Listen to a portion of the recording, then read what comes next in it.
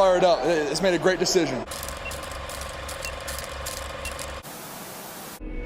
Great teammates, coaches, and other people who want to be Super Bowl champions. And we are. We're going to do it this year. And we're going places because we want to go places. Touchdown, Detroit Lions!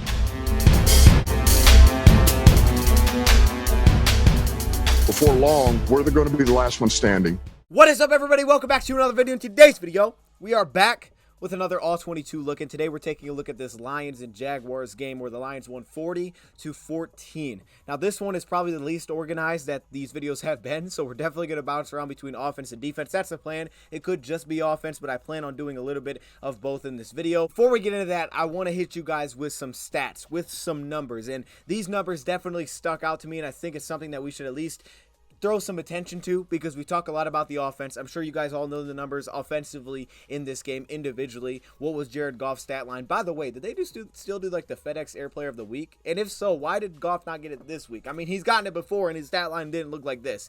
He was 31 for 41, 340, 2 touchdowns, no picks, 116 passer rating. And actually his QBR was a little bit lower than last week, which is still kind of weird to me. Regardless, I wanted to give some numbers on the defensive side of the ball because the offense, they were outstanding, right? They scored 40 points. They didn't punt, which was a huge part of this game in particular because you kind of took the Jags away from Travis Etienne, which is something that they've done really well this year, is give him the football, and he's had much more carries on average than he got in this game by a lot, and also he's averaged over 5 yards per carry this season, so you kind of took that element away from the Jaguars because of the fact that you kept scoring offensively, and that was huge, so it really worked hand in hand. But I wanted to point some numbers out in the back end for the Lions because I think this does tell a lot. It tells a lot about the development of certain players, getting players back defensively, like Kirby Joseph, how far he's come. Well, I mean, I say how far he's come, but really since he started playing this year, he's been pretty much a dog in the back end. But also getting some reinforcements back, which try to make a big note of when we didn't have him. That was Jerry Jacobs. I put out that I was like, well, we're going to win the first game that Jerry Jacobs plays, and it so happened that we did win that game. But since he's been in the Lions defensive lineup and basically been the starter at cornerback, we know they rotated him and Mike Hughes. Amani's gotten some snaps in there. But basically, since he's been a starter at cornerback for the Lions, these are the Lions' past defensive stats. Now, this goes back to the Green Bay Packers game. So from the Green Bay Packers game in Week 9 until now, which is 5 games, those 5 games are Green Bay, Chicago, Giants, Jacksonville, Buffalo. Now, obviously, there's different variables to this. You have a team like Chicago. They don't have many passing yards, so of course it's not going to be very high because they don't pass the ball a ton, and they're not very good at passing the football, right? Also, a team like, I don't know, let's say Buffalo, right? We know Josh Allen was a little bit banged up, but still, we've had some success in the back end now versus what we've had on the season. I mean, statistically, we're like the worst pass defense, but it's definitely improved. So let me give you guys some numbers here. Not individually, this is as a team. Since Week 9, pass defense, the Lions have allowed a 59% completion percentage. Wait, let's just stop there. 59% completion percentage, okay? Again, we have Justin Fields in this. Daniel Jones was in this. But still, you did well in terms of completion percentage allowed against guys like Josh Allen. His was only 24 of 42. Aaron Rodgers was 23 of 41. So you have the best completion percentage allowed in terms of teams on this season, which is not fair because I'd have to take everybody's 5-week span. But if you did want to put it into perspective on the season, that would be the best in the league, 59% completion percentage over the last 5 weeks. You've allowed 247 passing yards per game. Now, that's still not very good. We've given up a lot of passing yards. We still have Daniel Jones at 341 passing yards. Some of this is when you're trailing, you're racking up some passing yards, so that does, again, play into it. And again, guys like Justin Fields, they don't pass very much, so the passing yards weren't going to be very high. So this is still not great for the Lions. It's still bottom half of the league. It's like 24th. It'd be in that area to put it in perspective on teams on the season. But it is lower, and 7 touchdowns to 7 interceptions. That number is the one that definitely stands out. 7 touchdowns, there's 7 interceptions. Kirby Joseph has been kind of the main guy for that. You've had some other ones in there. You've had Aiden Hutchinson, Duracell, who had the pick from Malcolm Rodriguez. You've had a couple of other guys getting the action. A 1-to-1 touchdown interception ratio. That's kind of massive. Now, I'm not saying that this is all Jerry Jacobs, but I do think it's huge because, again, as you'll see some of the clips in here, we have 2 solid corners right now. And actually, I think Jeff played a really good game. I didn't realize initially, I thought Jeff played a really good game rewatching it back. you know, he got beat a couple times, but I thought he played pretty well. But it's very impactful to have an opposite corner, 2 outside corners where you don't have, like, you know, massive liability, or it's like that's a huge issue for us, so we're going to have to throw so many resources at taking that away. And also at the same time, the Lions left Jeff Okudah on an island multiple times, same thing with Jerry a few times in this game. So that's been huge, just the impact of having that. And that is the circled matchup for me, absolutely, in this upcoming game against Minnesota is, hey, Adam Thielen, you're going to have to deal with Jerry Jacobs. I'm assuming that's how Aaron Glenn's going to play it, like they did it last season when Amani was on Justin Jefferson, and it was a rough game for him. This time around, the first time we played him, we did a lot of double teaming, a lot of safety help on Justin Jefferson. That's not every play, but he played a lot of man. He gave a lot of safety help. On the opposite side, he left Amani kind of on an island, and that was an issue. But Jerry Jacobs on this season has been targeted 24 times and given up 10 completions. Only 18 of those targets were deemed catchable, but still, that's 10 for 24. More realistically, you could say 10 for 18. Either way, that's fantastic. That's 60%, which falls right in line with what you're doing as a team. So we got to give them some credit, give them some love. I wanted to do that with numbers because I know we talk all about the offense, but I had to give them, you know, some love here because I don't know how many clips we're going to show of that side of the ball, but the numbers, I think, do say some big things there. But all right, now before we get into some of this All-22, I first want to go through just some quick injury updates with the Lions and the Vikings before this game kicks off on Sunday. I'm sure we'll update this again on Sunday. Take a look at this. But just a quick little update here for if you haven't seen it. KO'd, as you can see, is out for this game. He started at right guard last week. He actually didn't do too bad. I mean, for the expectations, I thought he actually exceeded expectations. It was not great, but I thought he exceeded expectations. So now the Lions have to figure out who's going to fill in that spot. They listed him as tackle. I'm not sure why. The Lions have elevated Ross Pierschbaker, I think I figured out how to say his name, off the practice squad, which they've done a few times, the former 5th-round pick out of Alabama. But as Dan Campbell said, they're going to have a few different options. That is one option. Now he's being listed as a guard. He's usually listed as center. Makes things interesting. Of course, Dan Skipper would probably be the most likely option. Now, he didn't look great when he was in the Buffalo Bills game at left guard. But right guard, maybe he's a little bit more comfortable. Regardless, it didn't look great, and we know there's going to be some issues there. So the Lions are going to have to work around that if that is the case. Logan Stenberg, who did not play very well when he got his opportunity. And, of course, Ross Pierschbaker is probably your third option. So those are how I think the order will go. I'm assuming that Dan Skipper will get the start. That's a really tough loss for the Lions in this game. Now, the more and more I think about this, I actually wouldn't be shocked if Ross Pierschbaker is at least a backup. Maybe not start, but backing up. Dan Skipper could rotate in because we know Logan Stenberg has been on the roster, but he's just been a healthy scratch for the last few weeks when he's gotten this opportunity. So I don't know what would have changed between now and then for him to be above a guy like Ross, but at the same time, I'm not completely sure. Derek Barnes is also out with a knee injury, which stinks because I think Derek Barnes he looks much more comfortable within this defense. He's still playing fast as usual, but he looks much more comfortable. Zone drops, playing the run. With that, Jared Davis has been elevated off the practice squad. Now, we saw him once this year. That was in the Bears game, and he didn't play a ton, but he actually looked pretty good when he did play. He flashed very early with the pass breakup on Justin Fields. He's going to have his hands full this week in this zone rushing attack that Minnesota does. It's tough to stop, but I'm actually really excited to see Jared Davis. I expect to see mostly Malcolm Rodriguez. He'll be his backup. I expect to see mostly Malcolm Rodriguez. Chris Board could also get a little bit of work in there, of course, because he usually just plays on third down for us, but if they wanted to. But I'm excited. I think Jared Davis is going to be up for the task. I really do. I mean, he played really, really nice against Chicago. I'm excited to see him get his chance once again. Chase Lucas actually just got placed on IR, so that stinks, but we haven't seen him really much this season at all. Evan Brown is doubtful for this game, which is probably the most unfortunate thing out of all of this. You're hoping without KO'd, maybe Evan Brown could play. Them elevating Ross Pierschbaker makes me believe that Evan Brown is probably not going to be able to play. I hope he can. I mean, maybe we're not 100% sure, but he said a lot of it was going to come down to Friday, and then Dan Campbell did, and then he was listed as doubtful, so I would expect that he probably won't play. This one's tough too. Will Harris is questionable for this game. That was another one that popped up on Thursday. Campbell was asked about it, and as you can see, he did not practice on Friday, so I have a feeling that he probably won't get to go either. Lions have elevated cornerback Jaron Williams to the active roster for this game. Ross Pierschbaker, by the way, was not elevated. He was actually just signed to the active roster, so I want to point that out, but of course, there was an open spot because Chase Lucas went on IR. But this guy was elevated, Jaron Williams. Now, this is probably a new name. He was added a little while ago, not too long ago.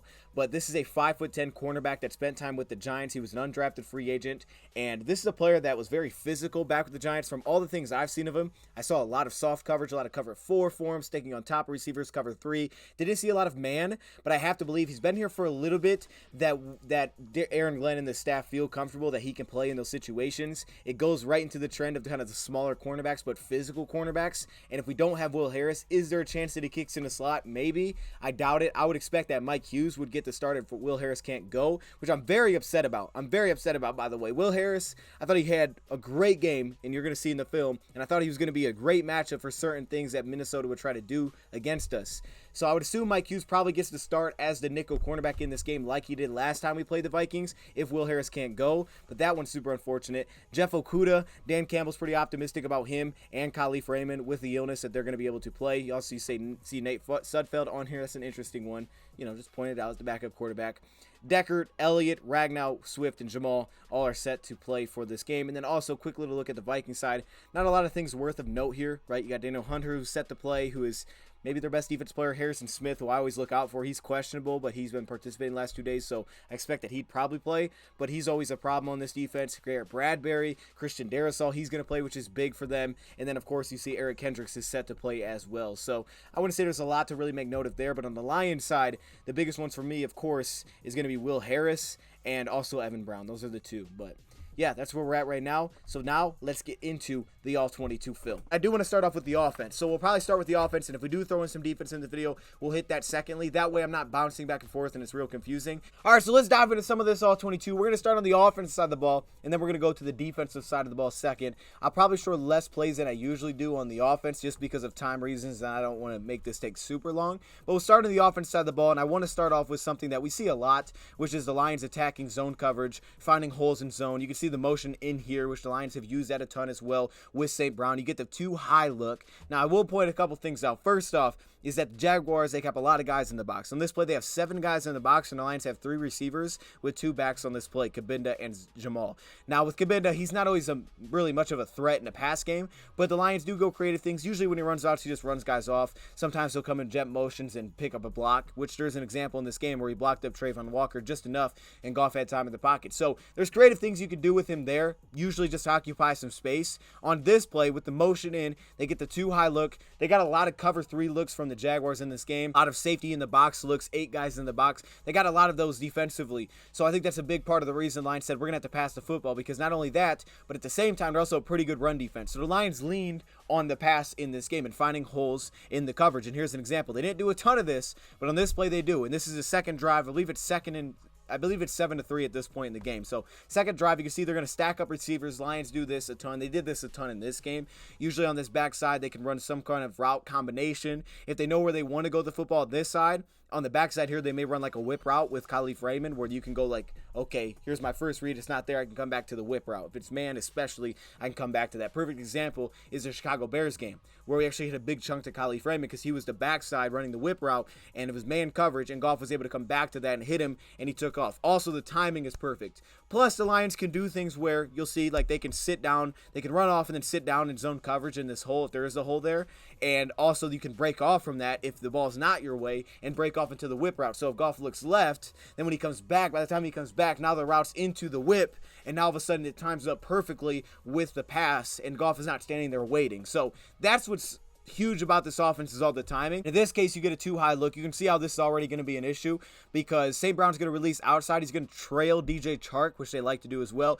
Chark's going to run a deep out route, and they're going to sit down just a quick curl here right in the hole of the zone. Now, because they're running cover 2 on this play, this is an underneath zone defender, and of course, this is your deep half. So Goff has 2 options here, and he can pretty much pick which one is open. If this cornerback plasters down and takes away St. Brown on this play, which is going to be difficult because they're stacked together, if he did that, then yeah, he could go behind it and throw this deep out route. But the cornerback usually is going to get a couple steps of depth because they're running behind each other before he can break down, and St. Brown can sit in that zone hole. Chad Muma, you can see he's lined up here on the left hash, so he's got a lot of room to go. Goff starts with his eyes to the middle of the field like that, and then by the time he breaks to it, you can just see the hole that's created, and he's wide open for 8-yard pickup. So I just want to show that one first, and now let's really get into it. I won't show a ton of run plays, but I do want to show a few because you got to give some credit to the big dudes up there. And really, like the pass protection, we've had some inconsistencies this year, usually because guys missing guard specifically. However, and we've also missed our center at times. However, the run blocking has been pretty dominant all year, and it's not going to be perfect. Like it wasn't perfect in this game. Jonah had some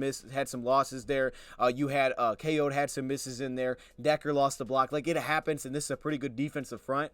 And the Lions did like to run against too high, so that is something I'll point out. Usually if they got too high or they got a lighter box, like on this play, you can see the box a little bit lighter with the cornerback. He's a little bit further outside because of the slot alignment here with Zylstra. So they got a lighter box. They would look to run it, but they had a too high look, and it was probably Jamal's best run. It was like 12 yards. We're going to show that one here shortly. But I'll showcase a few runs. This one, Jonah Jackson and Taylor Decker, they get like a pancake here on this defensive tackle. Jonah goes down with him, but you can see the hole that's created, and there was a lot of those. Just massive holes that were created in this game. Goff all year, I don't know. I think the one against Chicago was the best one just because of the circumstances. That big completion that he had to Tom Kennedy, it wasn't as tough, I would say, this throw was, but it was probably the best one just because of the situation in the game. With that said, though, a lot of things went right on this one.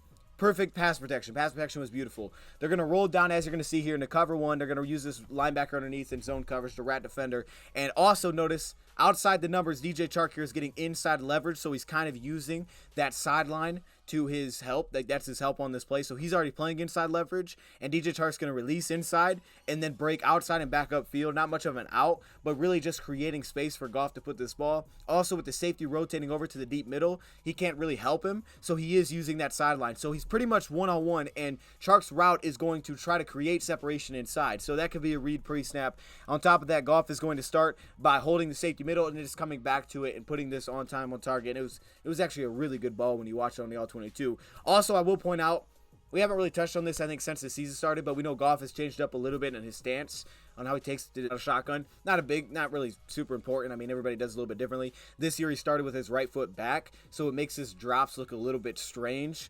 It looks different than, say, Trevor Lawrence. Trevor Lawrence looks very, like, robotic in terms of, like, that's just what it's supposed to look like. 1, 2, 3, throw. Like, it's a little bit different. I just thought I'd point that out. Anyways, though, you can see how it looks kind of weird.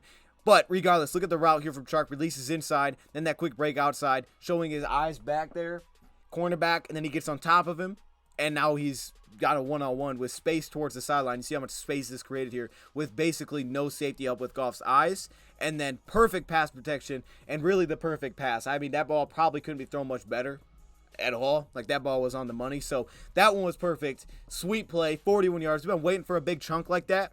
But really, we've been waiting for Chark to get back out there so we can do things like this. And it's great to have him. Look at that. That is money. That is all the way money. That's beautiful. I enjoy watching. Okay, Lions are going to get the 10-yard touchdown here to St. Brown. Pretty simple. I think this speaks right to what Ben Johnson has said about St. Brown's consistently creating separation. Against his matchups, he's winning. And in this case, that's a perfect example. Now, we saw last week they try to create certain matchups, but in this case, he's one-on-one here on the top, and he's going to run on an out route. He's straight up with the cornerback, so he's attacking that outside. Boom, he gets the outside numbers. See him kind of lean into the corner and then break outside. The ball is on time, and he creates a lot of space out of that break. That ball that timing is beautiful, and that's what St. Brown has done for us this year, really. Like, he's winning a lot of his one-on-ones against a lot of matchups. Yeah, it's smart to get him in certain matchups, but when he's isolated, it's at that point now, inside, outside, you're just like, I'm trusting that guy. He's going to go win. And one is Jamal Williams against a too-high safety look, as you can see. And they didn't do a ton of this. I think there was a lot of respect for the run game, but in this case, they did. And you're going to see he doesn't even get touched until he gets about 10 yards on this play. He gets the first down before the dude's even touched on this play. Watch the blocking just across the board from Lions. All right, Frank Ragnall's going to seal off here. Then you're going to bring KO'd around. Watch Decker and Jonah Jackson. Decker specifically, they just drive a guy back. Jonah picks up his block. James Mitchell seals off, and Brock Wright also picks up one. And then Khalif Raymond comes flying in and grabs the block. I mean, this thing's awesome across the board. Look at James help out and then kick out. And then they also have this movement. Look at Decker. Oh, my goodness. So now Mitchell's into the second level. They're all blocking the second level. Here comes Khalif Raymond. Frank just gets enough to kind of seal it off here. Just enough. And then everybody else picks up their block. And you can see the massive hole that's created. That was amazing. That was beautiful. Got to show them some love. Good stuff. Actually, let's go one more. Why not? Because we're here. Let's show one more run play. It's the very next play, so why not? This one is Penei Sewell and St. Brown. Those are the two I want to point out. They do this a lot. They put him up here. They line him up with the tight end. You can see they got 3 guys in this tight end spot. And St. Brown's going to kick inside and pick up a block here on the defensive back number 2, kind of seal it off. Penei Sewell's going to crash and then get upfield on the linebacker Chad Muma. And it just looks real good. It's a 6-yard pickup. But again, look how many yards he gets before contact here. There's Sewell. There's St. Brown. KO's trying to hold off. He starts to lose it a little bit there, but still 6 yards and really good blocking. He had that big chunk play to DeAndre Swift, which basically got us upfield very quickly. And on that play, they ran, I think it was cover 4 defensively, so Swift was basically uncovered out of the backfield. He took off for 24 yards. So now we're in a good spot offensively. And this one, this is like, to me, the perfect example if you're saying, why is it so great to have DJ Chark back? This is why. This is why. Because we do a lot of this, and we've seen this go horribly wrong. Like, I always see this route concept, and I think I said it against Dallas, like, We might have to stop doing this because when we do this, it never seems to work. But all of a sudden, you put DJ Chark in that position, and it kind of works. So you're going to see that here. It's a good catch. Even if it's not, the perfect on time, on target, but it's a good catch in traffic, and they had to review this one, but they called it a catch. Lions are going to run the drag here with St. Brown. They're getting man coverage again on this play, which you can kind of get a sense when this team's running man. Like, they did disguise some things, but you could kind of get a sense when they played man and when they play zone. Playing man, you're going to have your rat defender here. He's going to pull down by St. Brown. So you kind of get like a levels, I guess, in a way where you run the deep curl over top, and then you run the drag here with St. Brown. And for this linebacker, for Goff, knowing it's man coverage, if this linebacker jumps down underneath, then okay, you look to the second level, and your guy's already got inside leverage because of his slot alignment. If that is the linebacker drops and gets depth, okay, I can look to the drag. I can look off of it. So that's exactly kind of what you get here. And this one is just nice to have DJ Chark back. That's what I'm going to say about this one. So you see linebacker dive down. You got man across the board. He's already got inside leverage, so he's just going to come down and sit right there. And we've thrown this. You've seen us throw this. Good pass protection, by the way. You've seen us throw this pass, and I think it got picked off with the Tom Kennedy. In this, it was picked off, and it was like, what happened there? Did the receiver move out of the way? I don't know what went on. Timing was definitely much better here. Pass protection was fantastic, which is a big part of that. But look at this. Look at this catch. Go up and get it. Take that out of the air. I love it. And that was called a catch for 9 yards. No deep safeties on this play. And it kind of looks like it could be zone, but there is no deep safety. So unless someone drops out, you're assuming this is man. Lions are stacking up receivers and tight ends here. They have Swift, and they have James out here, and they also have St. Brown in the backfield, which Ben Johnson talks about. We want to put him in different spots, try to just give defense different looks. That way it's hard to take him out of the play. On this guy, the play, they kind of do that. How do they do it? Well, Darius Williams is matched up with St. Brown, which, again, kind of gives you a sense. This is probably man coverage, and it's also a third down, which that's probably a tendency. Also, this rusher is going to switch before the snap, and he's going to get a free rush here on KO'd. But Josh Allen is going to drop out, kind of double team in a sense, St. Brown on this play. And everybody else is man. Now, clearly, Goff knew where he wanted to go with the football, and it was the right place to go with the ball because of this off coverage and because Swift is going to drag underneath, and so is James. That's where he wants to go with it. He's going to start right as usual, set up the timing here, but because the free rusher, now he's got to take off. And he knows he wants to get here with the ball because that's the right place to go with it. They have a third down. They need, like 7 on this play? And this is going to pick up the first down likely if the free rusher does not happen. It'll give him a definite chance, but you can see the ball didn't get off completely there, and it was short on this play. We'll take a look from the other angle because I want to show a play later. I think I will. I hope I saved that one.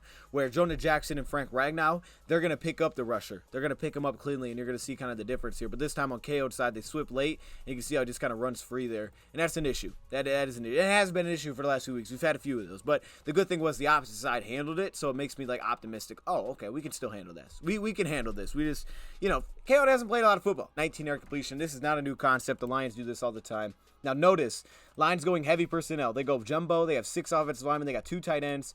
Very heavy personnel. So how does the defense react to that? Well, look at the box. They have 5, 6, 7, 8. They have 8 guys in the box. None of those are defensive backs. They have 3 defensive backs on the play against DJ Chark and 2 tight ends. I mean, that makes sense, right? Lions are going to run the dagger. They're going to run the dagger here. They're going to run the deep dig route, run up the seam, and then they're going to run the flat here with Jamal Williams. You see they're in this cover 3 look. They're actually going to go with like a little cloud look here with their safety lined up as the outside third. Let's take a look on this one, and you're going to see kind of the progression for Goff on this play. Play action, we know how much that matters. The biggest guy to circle here, I would say, is Jad Muma. He usually is. In this type of zone coverage, you're going to see that your flat defender, because of how they're aligned, he's not super wide on this play, but your flat defender who could run up the seam here and potentially make this really cloudy where Goff can't throw and he's forced to check it down.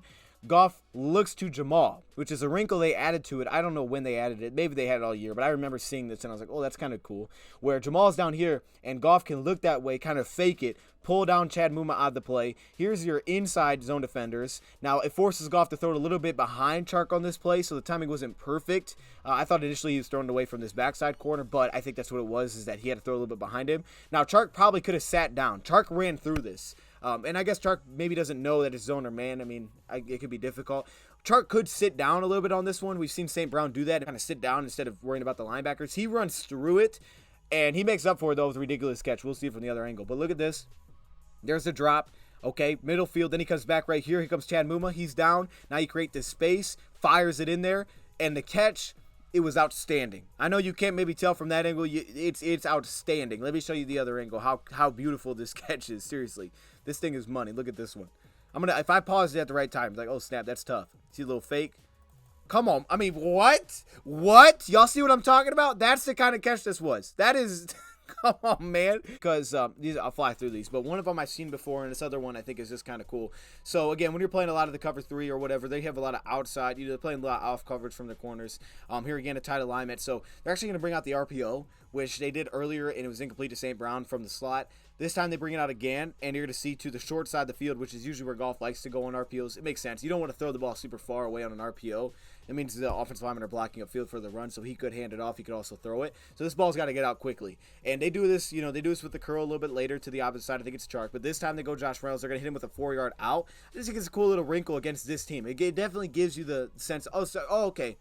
We know what this defense likes to do. We're going to add these little things to our offense just to make it a little bit different to attack your defense. There's the RPO fake, and then he hits the out route, the speed out route with a lot of cushion for 4 yards. Now, this next play, and I'm sorry if it looks like it's glitchy. I don't know what's going on there. This next play is something that I know I've seen before, at least a version of it before. So I got to point it out because it's really cool. And I know I've seen something like this before. So we did it with Khalif last year. It was in the Vikings game. I'm not completely sure. I think it was in the Vikings game at home. But it was similar to this, where you have a guy like Josh Reynolds. He's going to get upfield and show like he's blocking on this play. Lions are going to go play action, which is massive. It bites our linebackers down. Chad Muma's the guy to circle here, because Lions are going to run a deep crosser with St. Brown. Now, because Josh is showing block, basically, Chad Muma's going to keep dropping, getting depth on St. Brown. Then, like a delayed type of release here on like a flat or a drag, for Josh Reynolds is going to create a lot of space for him on this play. Goff just continues to move out of the pocket and then find him wide open on this one. Now, I'm sure he could throw either one that he wants, but because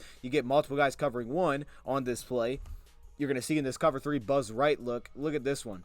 Look at this. Do you see how he's showing block? Now, Chad Muma, he breaks off late, so Muma's like, oh, okay, I got to get depth. So he's trying to cut off this deep crosser as well as the buzz defender. So now your flat zone defender, now your flat and your hook zone defender, they're both covering St. Brown on this play. That means there is no one in this zone side of the field for Josh Reynolds, right? Because this is your deep outside third. So there's no one on this side of the field because of the delay. It's a very small, creative play design, and I love it, especially on the third down. And I know I've seen something like that before. Probably wasn't the same, but I know I've seen something like that. This one was one of the sacks. This was a -2. Good things were sacks didn't really kill us. The biggest negatives were actually the end arounds, but they're very limited. Like we limited the loss. Again, third down, I think. Yeah, third down. So what do they do when they go man coverage? Lions bunch. They bring in Swift. They create a lot of havoc here. The issue is that Josh Allen drops, and he actually trips up Zylstra, which trips up Swift. So 2 of your receivers fall down.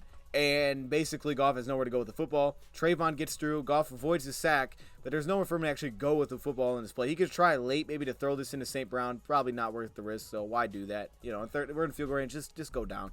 He gets upfield, protects it, and goes down. But you can see that was kind of a mess on that play. Multiple screens. And this one, you get a screen bubble here. Lions going to the 3-by-1 look. You can see that the defense is not in a great position. They don't have the numbers at all. You have this guy, he's in the box. You got 2 guys on 3. Now, I'm not sure what coverage they're going into because this is a screen, so it actually makes it worse. Darius Williams drops out here. I don't know exactly what they're going into. It looks like he's going to a safety spot, so they lose even more numbers by this, so this is not ideal. And I believe that was an RPO bubble, which is big too because, of course, that's going to keep all the attention upfield. All the attention is going upfield because they're selling the run. You're not just throwing the screen immediately there. But, yeah, you can see the numbers they create, and that's 12 yards on that play. Good blocking. I thought that was cool, too, is that they didn't have to use St. Brown to block. They could throw the ball to St. Brown. Usually St. Brown's always the blocker on these. They were using Chark to block. So because Chark brings some of that, that's big time. Here's another example of it here, but this cool thing about it is they kind of use the pulling offensive lineman KO to sell the run, but then they also tunnel out of it. So the offensive linemen actually get upfield, and they create numbers that way. Watch a guy like Muma. Watch them bite on the run here. Watch them bite on this run with the pulling lineman. You see how they all bite down? So now it's a 2-on-2. But you're also tunneling your offensive lineman out there. So now you're creating even more numbers. And this looks like, oh, that could be a touchdown. Fortunately, it didn't happen. But you picked up 9 yards on that play.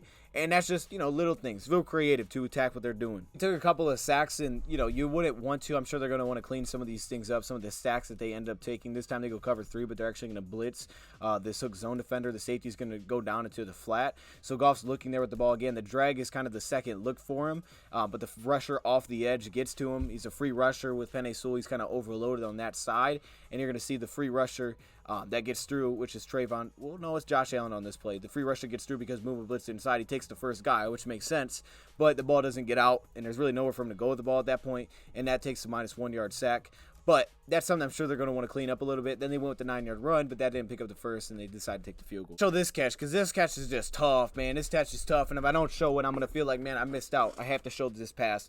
It was a heck of a ball placement.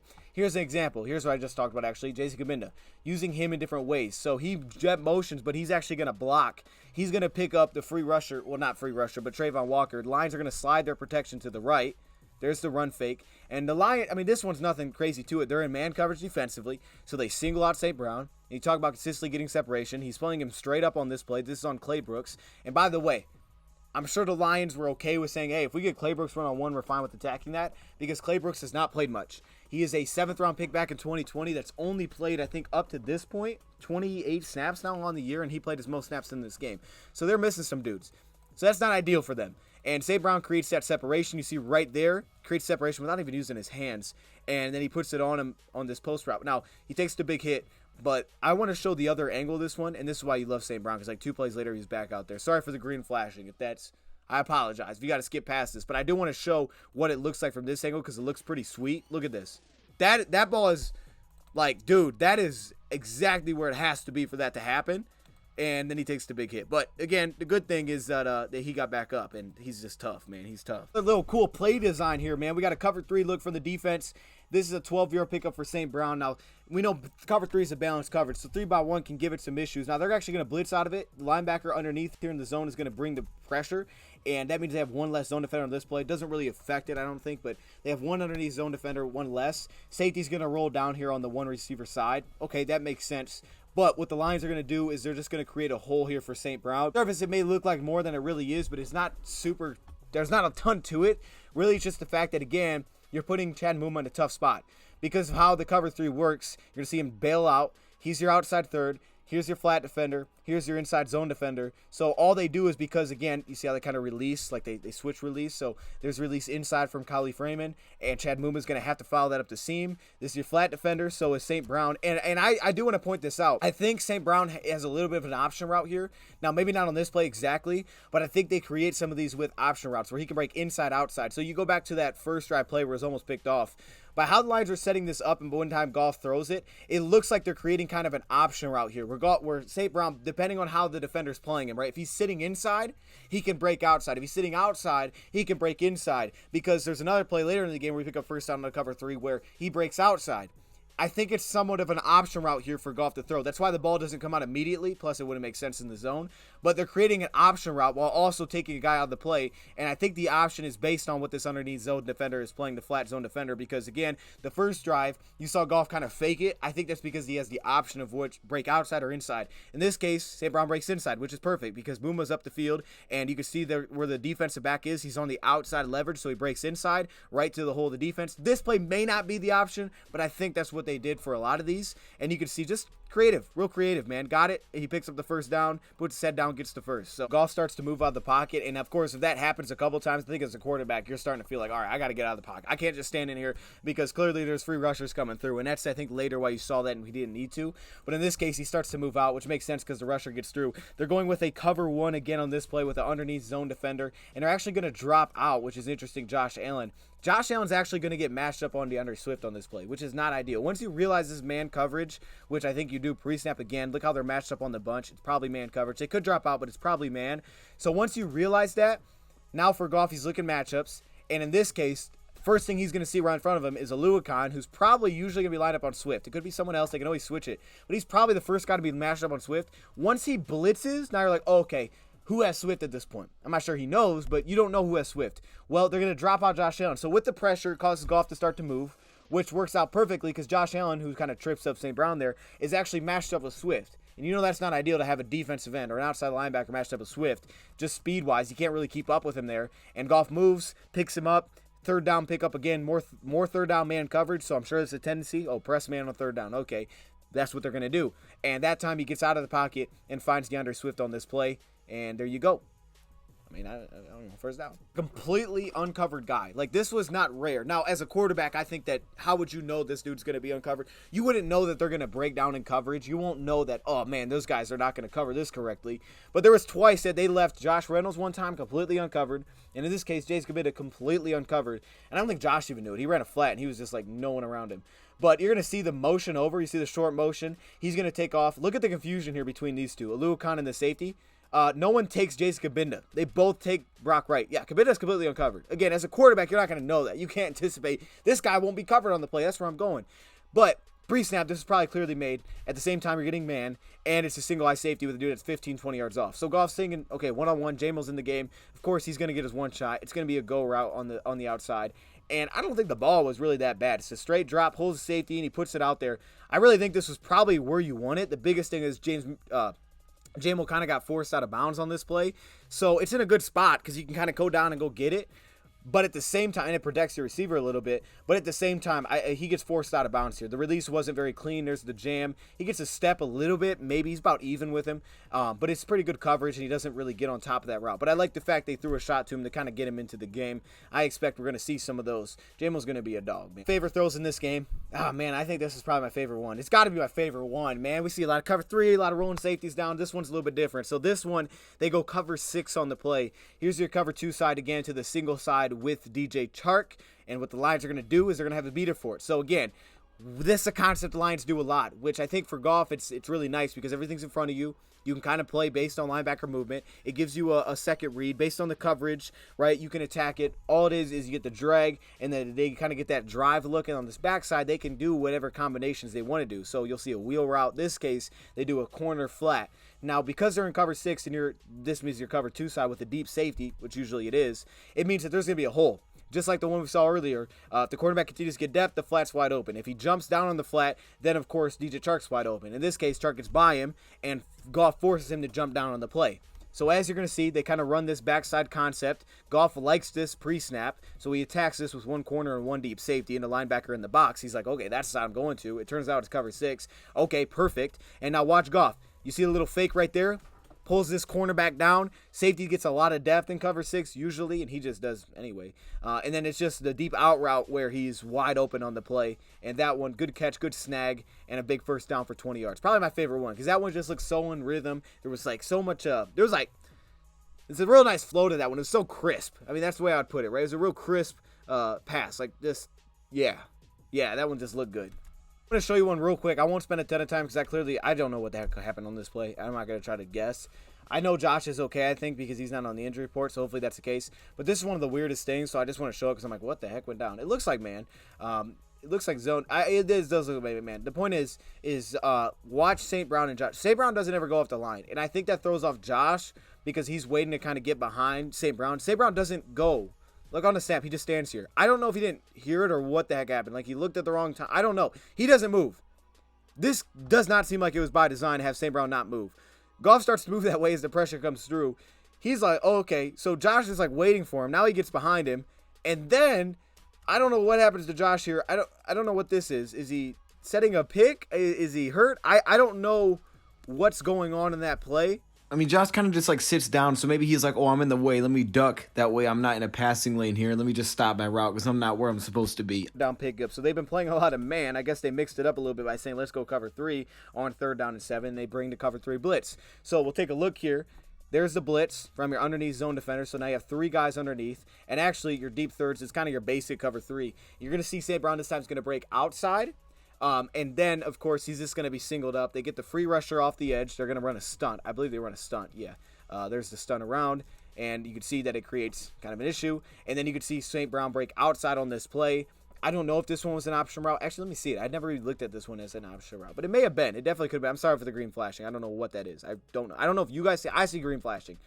Yeah, well, you see how the defensive back's in inside leverage? Again, it is cover 3. This is not man. He has this, zone. He has the flat zone, but the point is that he's playing inside St. Brown. I think that's why it's the option route, because he can break inside, he can break outside there. He decides to break outside, sets him up. That's why Goff has to hold the ball. He can't just throw it. We've seen that before, and pressure can cause that. You just throw it because you're like, I hope he breaks this way. And then you throw it, it's like, no, that's not good. This time he had to wait for St. Brown to break. Then he put it out there, took the hit, and he delivered it. It wasn't the prettiest pass, but he had to wait. And St. Brown goes to 15. Another big-time third-down pickup. I don't know why it's green. Is it green on the screen? It is green on the screen. I apologize. I don't know what that is. Get the one, like, kind of pass concept on the left side with these two drag, dig route. And then here, this time they're going to run a wheel route with slot wheel from St. Brown, and then they're going to run like the post route here from Chark, or they're going to run up the seam, I would say, more so from Chark. Goff's going to come back and hit his check down. Justin Jackson pick up 10 yards, but you can see what he was looking for. Now, when I watch this, I don't know exactly what coverage this is. This looks like a cover 6 look to me defensively. It does, like the one we saw earlier.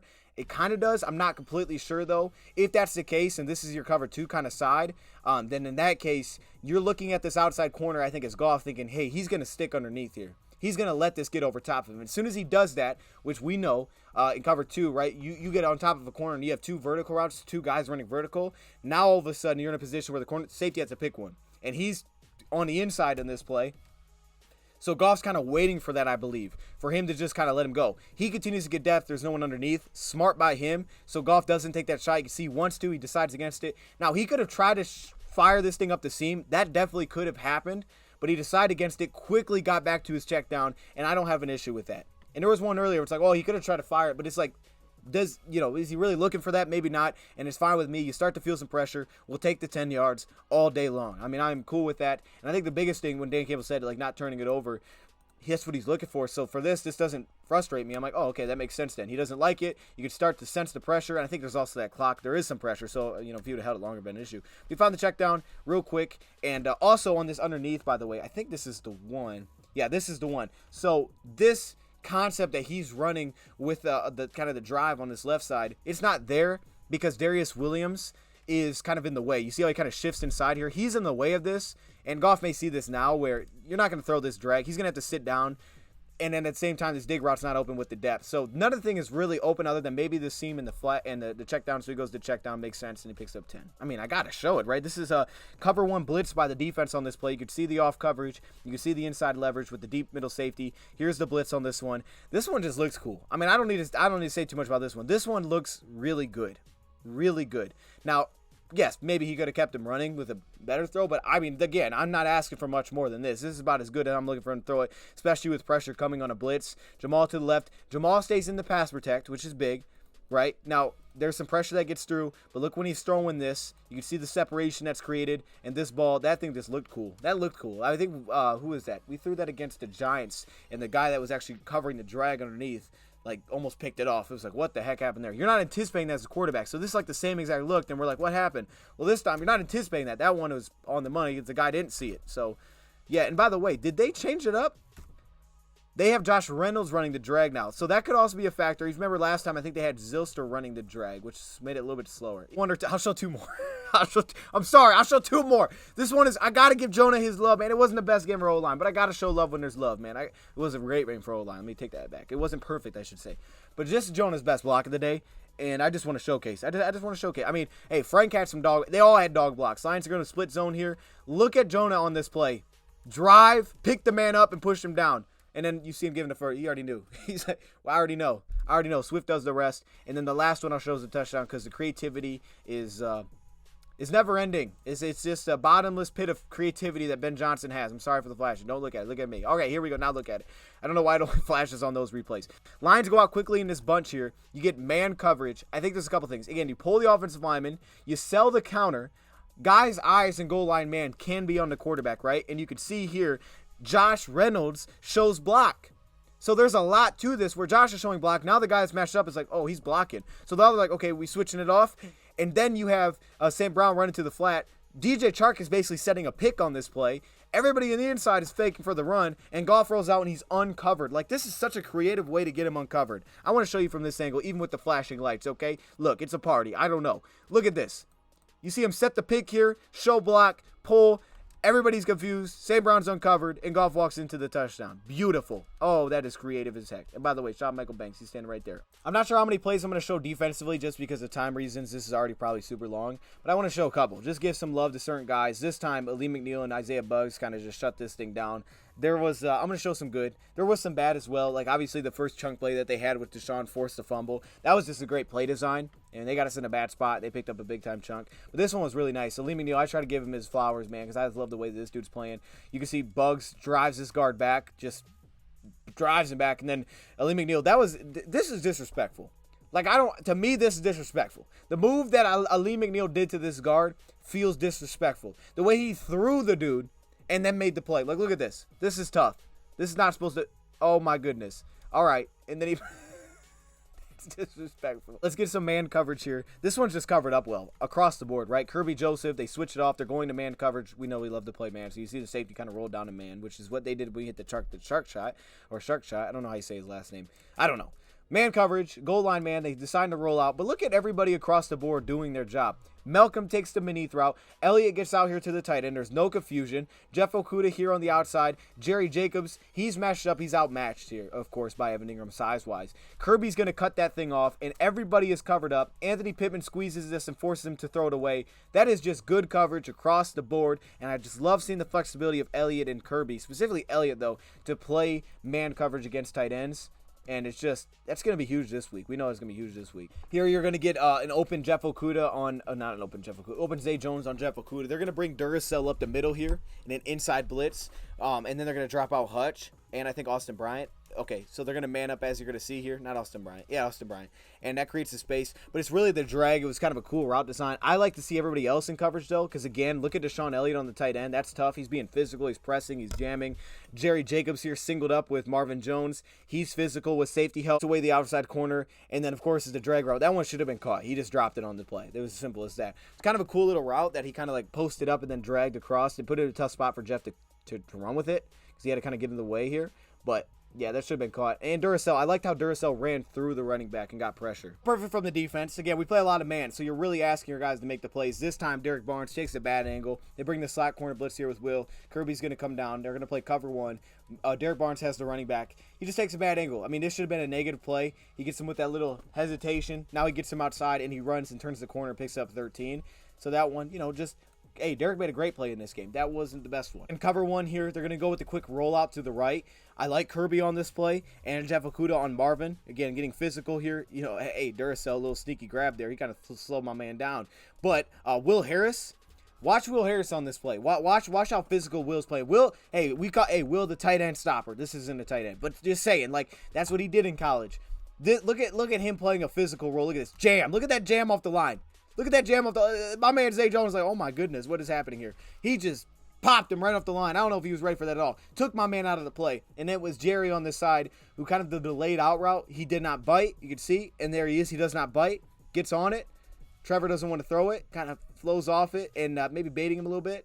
Hutch forces it out of bounds. That one's a cool play. And more man coverage. I'll just show it real quick because the speed at which Malcolm Rodriguez got out here, I think, needs to be showcased. Look how fast my man got out there. And he made the tackle in space. That's huge. Now, he was a little off balance, but he made the tackle, picked up 3. I pointed this out after the game, but the third down stop for John Kaminsky and Josh Pascal, this is sub-package. You have James Houston, Aiden Hutchinson, 2 backers, and 2 defensive linemen, and they're both sub-down defensive linemen.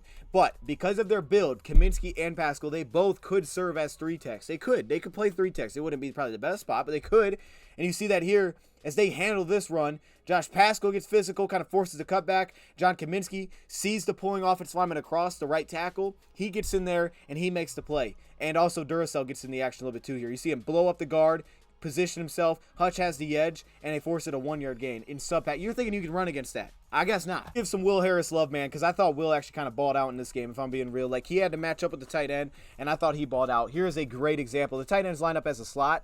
Evan Ingram. Man coverage, okay? More man coverage from the Lions. But take a look at this. You got a cover 1 blitz going on here, as you're going to see the 5 rushers on this play.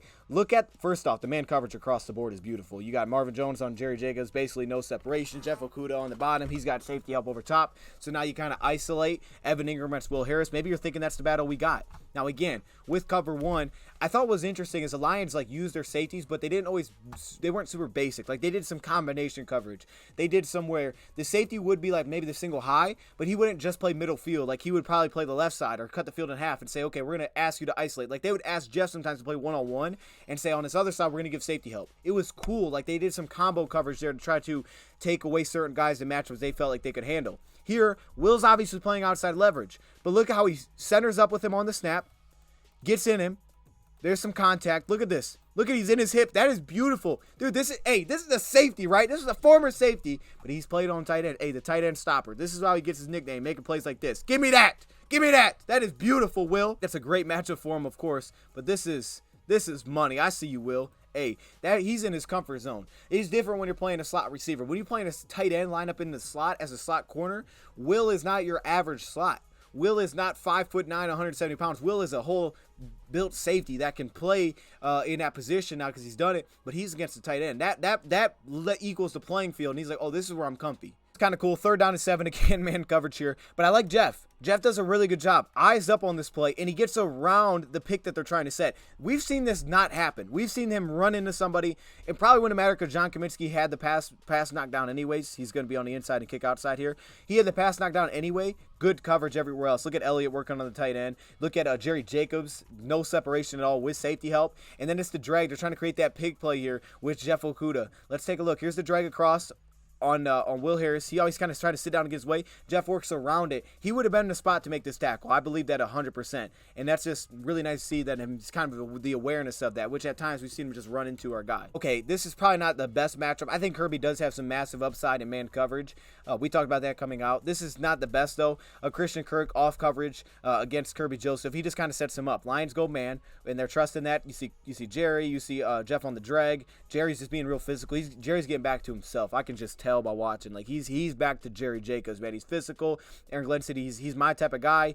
Look at this. This is him getting back to himself. I'm so excited to see him match against Thielen. But then Kirby Joseph off coverage just gets beat on that play, and they give up the big play down the field. Nation coverage on the play. You're going to get zone on the right side, and you're going to get man on the left side. Actually, I'm looking at this thing, and this is cover 3. And it definitely could be.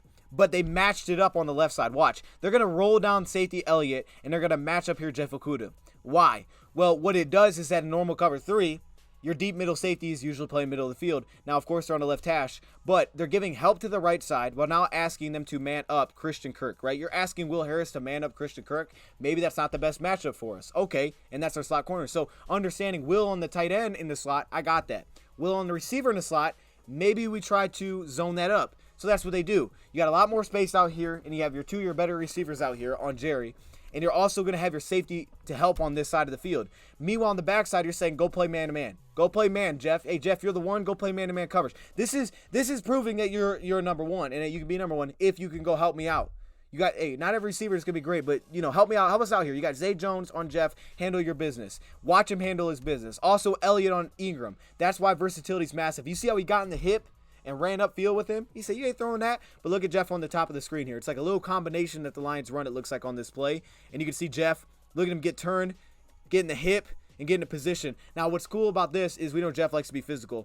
He's playing, he's up like he's pressing. He's going to immediately get in that back pedal. Watch how fast that back pedal is. Flip and open, understanding he doesn't have help. So being aware of the situation to not get beat over top. He gets a little bit of a step, but the ball's thrown out of bounds with good positioning there. And Jeff has an incomplete pass forced on that play. But yeah, that one was kind of cool just to see how they mixed up the coverage a little bit on that play. Hutch goes to spin. A little bit of pressure there from Aleem on that play.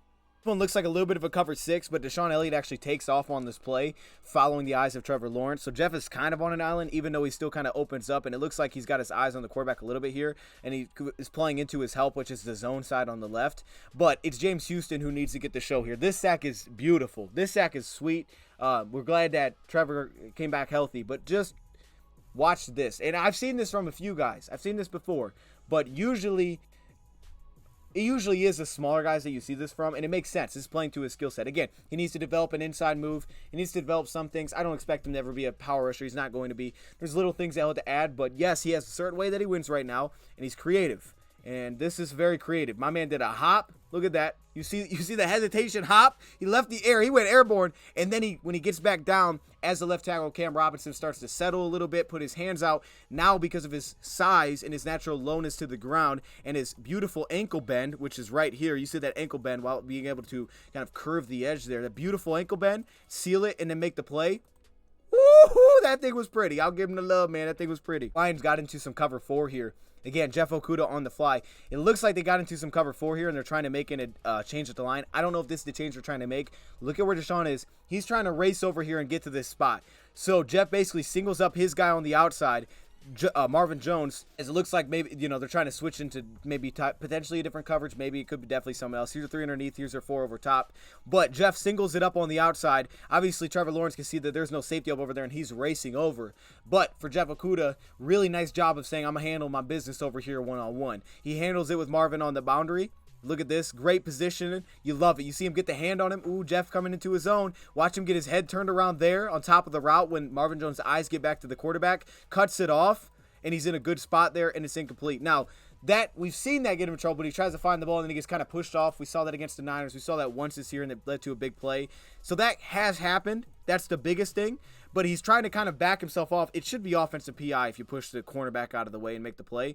But he fights with him there. He battles in good position there, forces the incomplete pass. We get beat on the play. This is the 3rd down. Lions go man. They end up matching up Chris Board, which I think is the toughest thing with this one. You see how they try to show Chris Board, and then right before the snap, he tries to bounce out and man up with tight end on this play. Well, he actually gives up outside leverage immediately on this one, which I think is the toughest thing about this. Everybody else is man, but you see how he tries to switch out right here at the bottom and man up?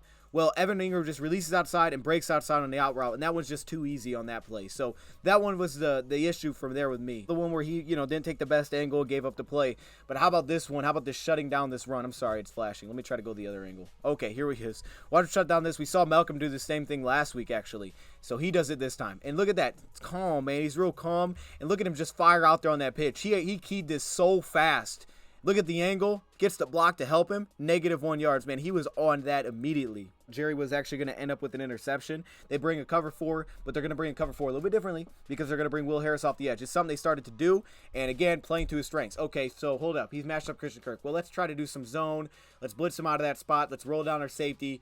Let's play to his strengths. What's he good at? Oh, tight end. Okay, let's have him be physical. Let's have him be aggressive. Oh, he plays the run well. Like, give Aaron Glenn credit from what I've seen of saying we got to find a way to make it work and make sense for Will Harris. Because, again, with slots, it's like you're going to struggle. If you get a slot that's great in man coverage, which is ideal, but he's going to struggle with other things like it because there's a size with it, there's a skill set with it. Will's skill set is not that necessarily. Even though he's not terrible in man, it's not that.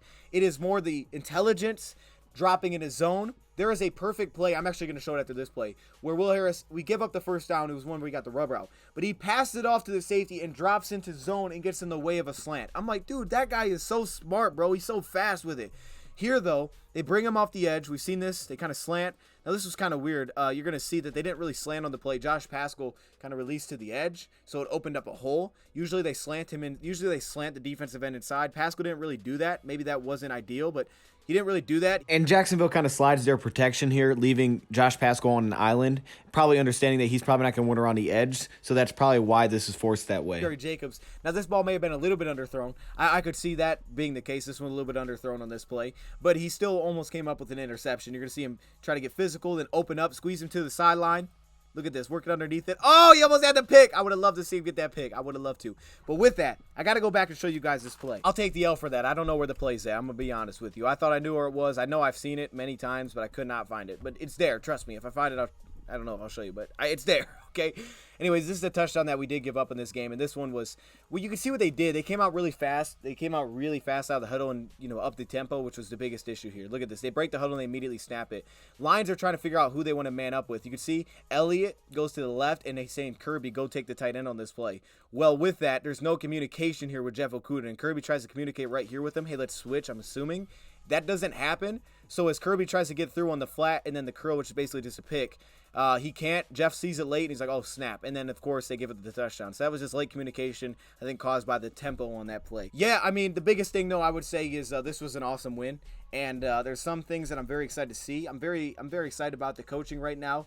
And I'm just curious because, every game is different. I think the coolest thing with Ben is we've seen he adapts to what the team does against us. But what does the defense continue to adapt to? They've adapted this year. They've done different things, but we know their identity is to play man, is to be physical, and he's not afraid to bring the blitz. That's their identity. That's who they are. That's what they play through. So our offense has an identity. That's their identity, and it has been much better. You heard the statistics. I'm very excited to see this week how we match up with Hawkinson specifically, and the key matchup to me is Jerry on Thielen. Last time he played Thielen, he did a heck of a job on him, and the last time we played Thielen this year, we did not do a heck of a job on him. That's a matchup we didn't get. It was Amani on Thielen last time. This time I expect it to be Jerry. I think Jerry's coming into his own. I would love to see that. I'm excited for it. Let me know your thoughts, comments below. Thank you for watching, and I'm out.